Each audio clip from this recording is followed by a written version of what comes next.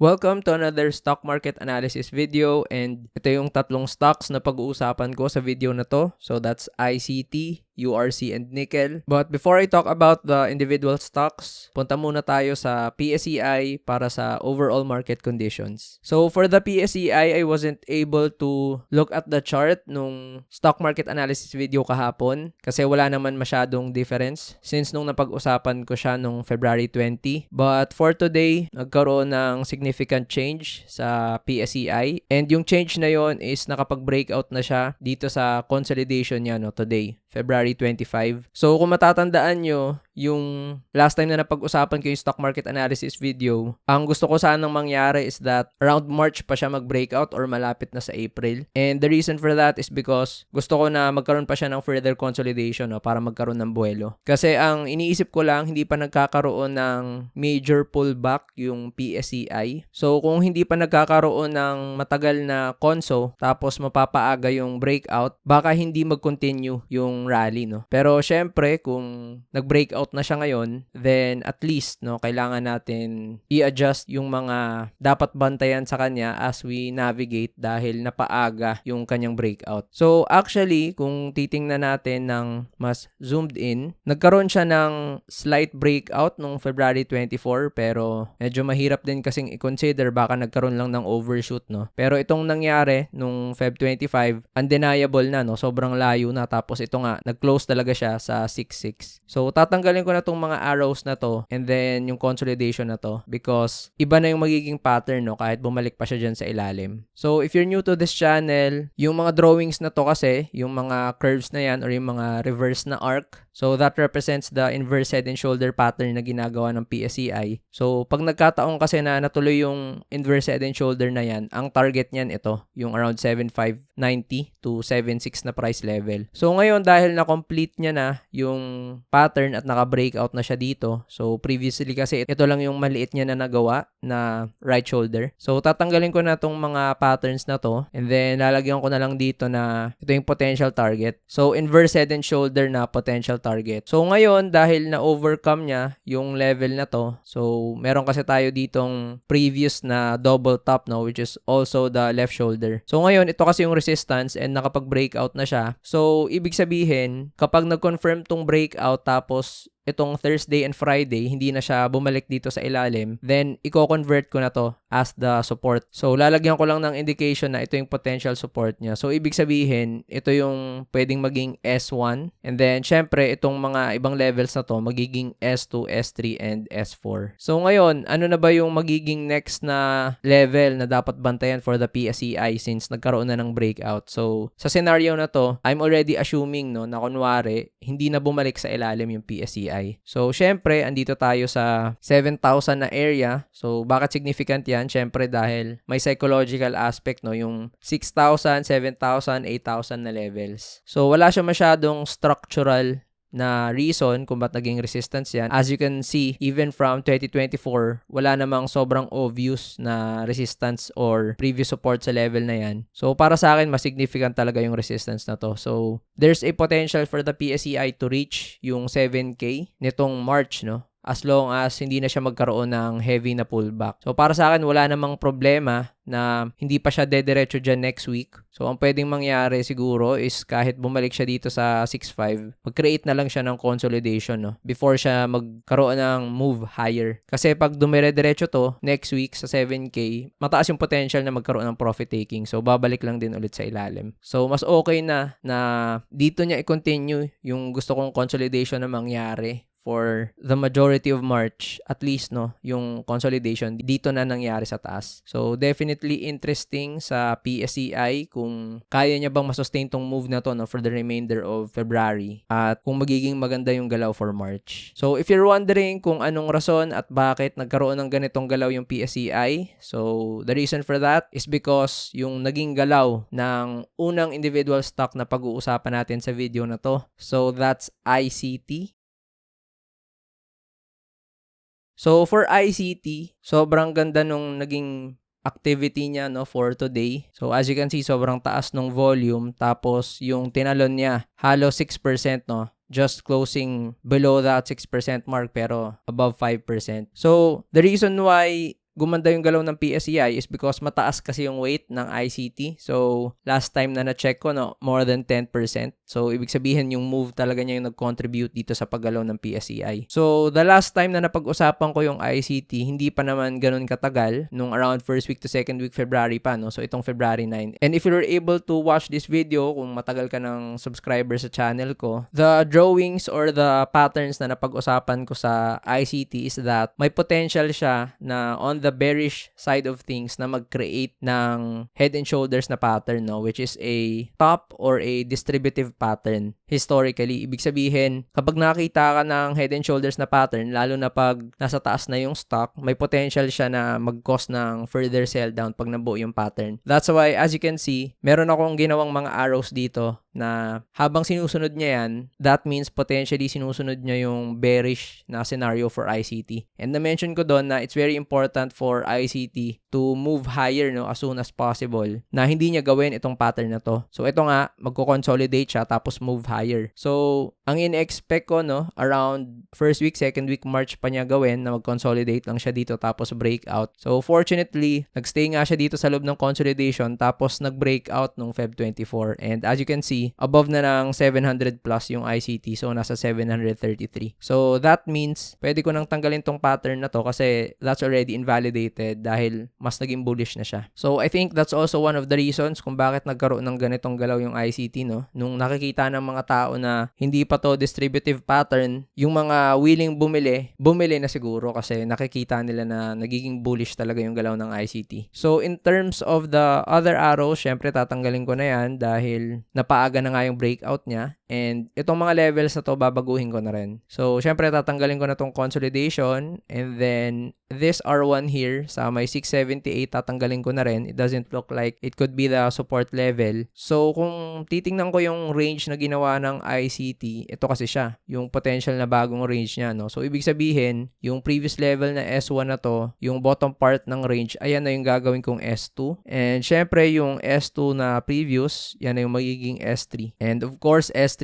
magiging ng S4. And since na-confirm naman niya yung breakout dito sa level na yan, around 688, 689, syempre ito na yung gagawin kong S1. So, ibig sabihin yan, ano na ba yung magiging next na resistance ng ICT, no? Since meron tayong all-time high na galaw ng stock. So, dahil psych resistance na lang yung basehan natin, that means posible na 800 yung maging R1 na sunod na resistance niya. And if we're going to base it sa chart pattern target, it's possible na ito siya sa 750, no? Magkaroon ng selling. But that doesn't mean na syempre tapos na yung galaw ng stock. Ina-anticipate lang natin na pwedeng magkaroon ng selling dito dahil ayun yung chart pattern target, 'di ba? Pwedeng pasukin siya ng mga day traders or swing traders tapos benta lang dyan sa after sila sa short moves ng ICT, no? So, ito yung mga areas kung saan pwedeng magkaroon ng selling, yung ICT sa 750 tapos 800, no? So, interesting again to see kung anong gagawin ng ICT, but ang ganda nung napakita niyang galaw at na-prevent niya yung distributive na pattern na head and shoulders. So, definitely good for the overall market since malaki yung weight ng ICT. So patuloy siyang nakakapag-contribute sa overall bullishness ng PSEI and of course, nagkakaroon niya ng ripple effect sa mga ibang stocks. So, before I move on sa susunod na stock, kung bago ka pa lang sa channel na to, madalas ako nag-upload ng mga stock market analysis video every week. Kagaya nitong mga previous na napag-usapan ko ng mga stocks. And I also upload videos talking about specific stocks, no, like these, yung mga good buy or good buy videos ko. So if you want to stay updated sa mga future videos na i-upload ko, kagaya ng mga video na to, make sure that you like this video and subscribe sa channel na to. So for the next stock na pag-uusapan natin, that's URC.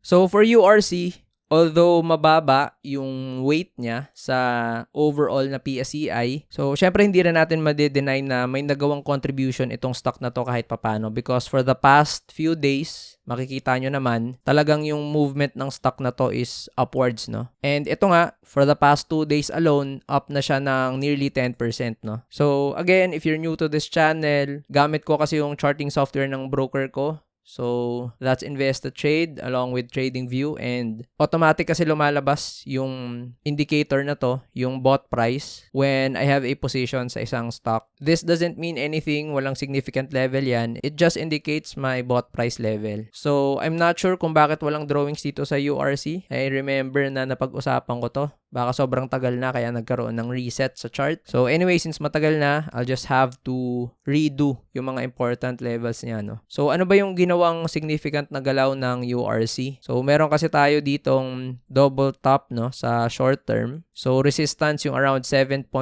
na level papunta sa 70.7.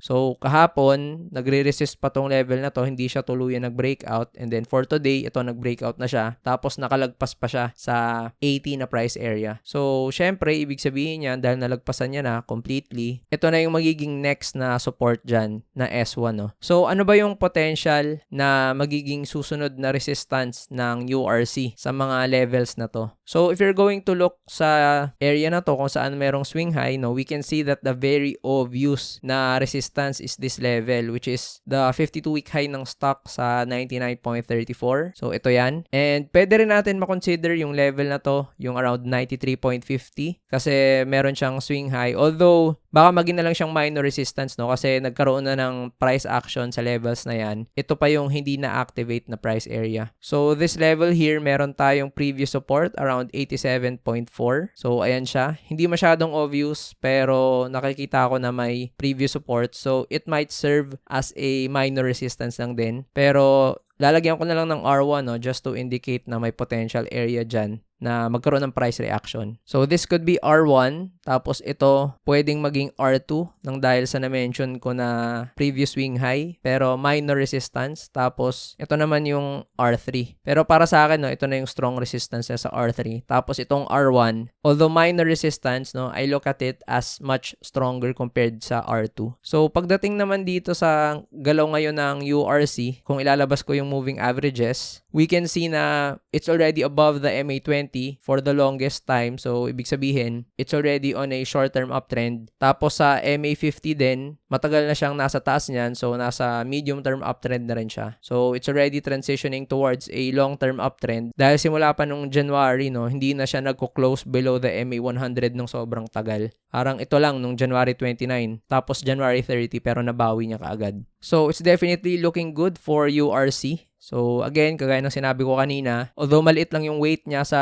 PSEI, kahit papaano nakapag-contribute siya sa positivity sa market conditions, no? So, bakit ba gumalaw yung URC ng ganito? So, it's probably because nagkakaroon ng speculation or pag-pricing in sa lalabas na earnings niya for the annual report as well as the possible dividends na i-announce niya, no, soon. Kasi usually nag-announce siya ng dividends around second week ng March. So, ito siya. So, very interesting to see kung ano yung lalabas ng mga reports dyan, kung sobrang positive ba para magpakita pa ng potential moves for URC. So, as mentioned kanina, meron akong position sa URC and I'm currently up by around 11%.